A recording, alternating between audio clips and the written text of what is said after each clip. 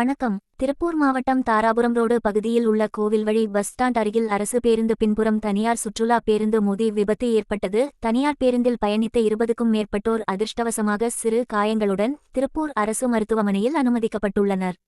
இதில் தாராபுரம் ரோடு பெரிச்சிபாளையம் பகுதியில் வசிக்கும் சுப்பிரமணி, வசந்தா, பழனியம்மாள், கீதா, மன்சு, தேவி, சதீஷ், செந்தில், அமுதா, பாப்பா, வடிவு, ஜோதி, சரசால், மயிலா, கனிஷ்கா, ஹரி ஆகியோர் விபத்து ஏற்பட்டு திருப்பூர் அரசு மருத்துவமனையில் அனுமதித்து சிகிச்சை பெற்று வருகின்றனர். நேர்மைவாதம் செய்திகளுக்காக செய்தியாளர் ரமேஷ்.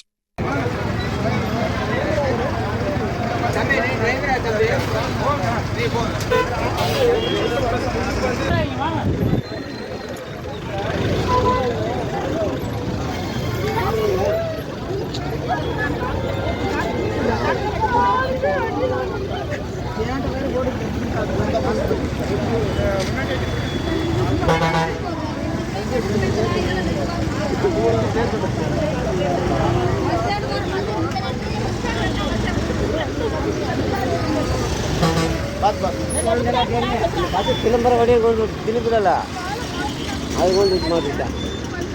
திரும்ப கொண்டு வந்து விட்டாரு.